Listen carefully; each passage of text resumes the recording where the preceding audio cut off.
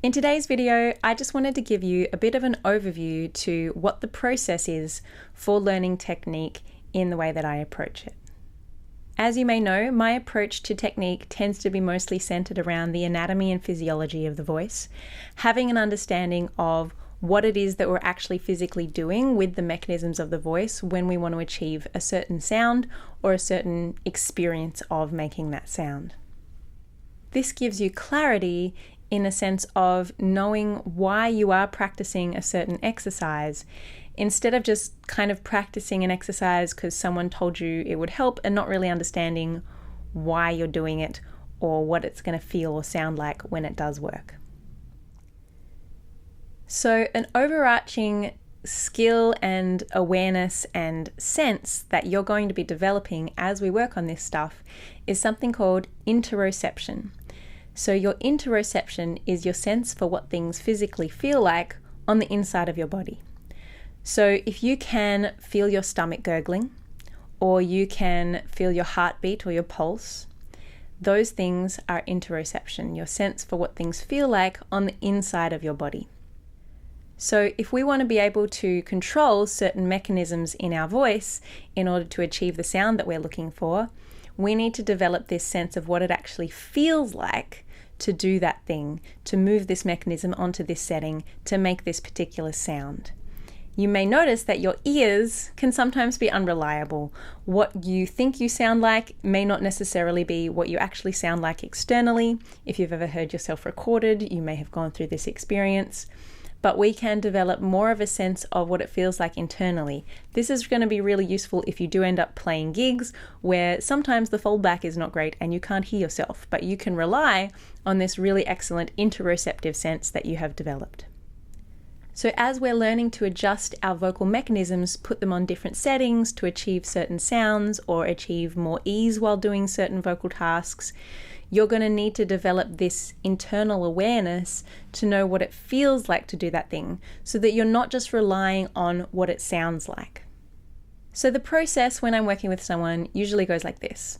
We've usually had a discovery call and an initial session where I ask a bunch of questions, get to know your existing previous journey with your voice, where you feel like you're at right now, where you're hoping to get to, what your particular goals and desires are. And if you don't have any specific ones and you just want to generally explore your voice, get to know it, get generally better, that's okay as well. But quite often people will tell me, I'd like to have more ease or more comfort when singing in higher parts of my range, or I'd like to have a stronger sound, or I'd like to have a clearer sound. So they have a specific kind of sound voice quality that they would like to be able to make that they don't feel like they currently have as much access to, or they'd just like to have more sense of ease while doing something that at the moment feels kind of tight or hard. So the next step in the process is then they will demonstrate for me. I'll get you to sing something that you feel pretty comfortable with, that's just in your comfort zone, where it's pretty cruisy, and then also sing something where the wheels tend to fall off. You know, your voice does that thing that you don't like, it cracks or breaks or goes breathy or weak or whatever it is, or just doesn't feel super comfortable, or just isn't the kind of sound that you want. And as you are demonstrating these things for me, I am listening and I'm kind of tuning into what's going on in your throat and using my sense to get a sense for what settings your vocal mechanisms are on that are not actually supporting your goals and your ability to do the thing that you want to do with your voice. That's when I build up a to-do list of exercises and techniques that I think are going to help you. Or if you're very new to this and we're starting from the very beginning and there's no specific goals or problems, but you just want to start to explore and get to know your voice, I'm building up that to-do list of the things that are great to get started in, starting to build a relationship with your voice and getting to know the whole range and exploring just playing and making different sounds. So for each individual technique or exercise, the first step is explaining the anatomy of it. This is how it works. This is the part of your voice that creates this kind of sound. This is why it does what it does. And these are the different options that you have for the different settings that you can control. The next step is learning and playing with different triggers or cues to help you find the different settings of that mechanism. So there will be different triggers and cues to help you find a high larynx position and a low larynx position and a mid larynx position and all of those shades of grey in between. These triggers might be oral-based triggers where you are mimicking a sound or creating certain types of like weird character voices. They might be more interoceptive based where you're going for a particular sensation, or they could be imagery based sensations, visualizing something. Everybody's going to be different in which triggers work for them. And for each mechanism, it's just a process of us playing with all the different triggers and finding the one that works best for you to make the desired sound and vocal setting happen with the least amount of extraneous tension and unnecessary effort. Once we've figured out which triggers work best for you, then I'll give you an exercise which is designed to just help you practice bringing up that sensation, using the trigger to get the mechanism into the desired setting and play with and explore, starting to develop more of that familiarity with the physical sensation of it and the muscle strength and the neural pathways to be able to then access that setting whenever you want and maintain it as long as you need to. At this point, it's essentially just physical training where you are practicing this particular movement regularly on a consistent basis, and that enables you to build that muscle control in order to be able to access that sound whenever you want.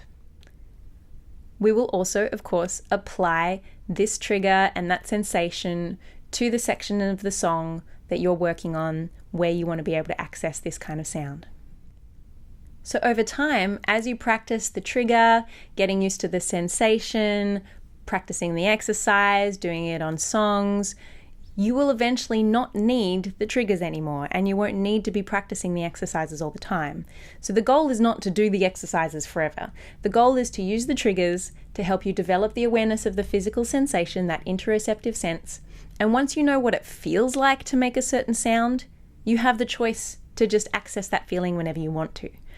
So for an example for me, in my upper register, I used to most often be pretty breathy. So it was more of like a whoo kind of sound. And I had more trouble getting clarity, which in turn blocked me from being able to make a strong sound in the upper part of my voice. So I had to practice the technique, the trigger, the exercise of zipping up the vocal folds and finding that clearer sound. And once I had practiced it enough, at some point it just clicked and I just knew what that clarity felt like, what it felt like to make a clear sound versus the different sensation of making a breathy sound. So now,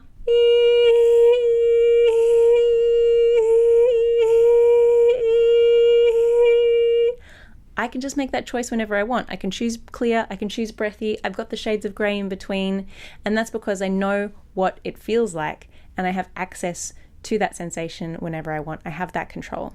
And that's what the whole process is designed to serve.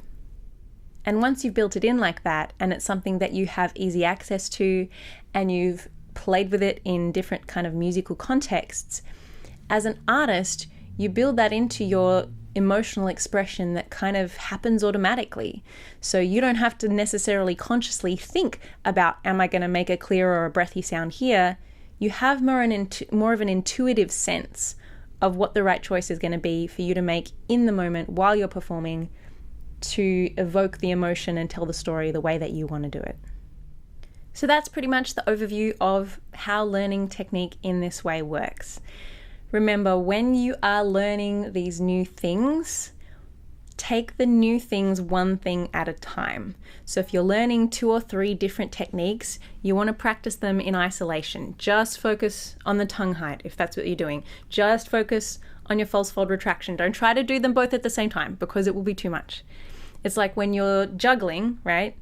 Say that I can juggle 3 balls and I want to be able to juggle 4 balls. I'm going to add 1 ball. And even while I'm adding that 1 ball, I might then start to drop them all until I've kind of figured out the pattern and the physical sense of how that feels to do. If I try to go from 3 balls to 6 balls, I will absolutely just drop all my balls and it will be impossible. So our brain can only really do one new thing at a time. So just this thing by itself, just this thing by itself, just this thing by itself. And then as you get better at it, you might start to be able to do the 2 at once and only drop the balls sometimes. And then eventually these things could become more automatic and you'll be able to do all of them at once in order to have the ideal vocal quality that you're looking for in any particular moment. The great thing about this anatomy-based approach and working with this interoceptive sense is that you can practice a lot of this stuff silently, which is pretty cool. So you can get that sense for what the particular mechanism on the particular setting feels like, and you don't have to actually make sound to do most of these things. You can feel your larynx lift and lower while you're just breathing. You can feel your false fold retraction while you're just breathing. You don't have to actively be making sound in order to practice these movements. And fundamentally, this is all just about choice. It's just about giving you options, because as the artist, you are in charge of the sounds that you want to make. I'm not here to make you sound any particular way. I'm just here to help you achieve the vocal goals that you would like to be able to make the sounds that you want to make with as much ease as possible. So remember, there's no right or wrong. Everything I offer is optional, and it's up to you how you want to approach it.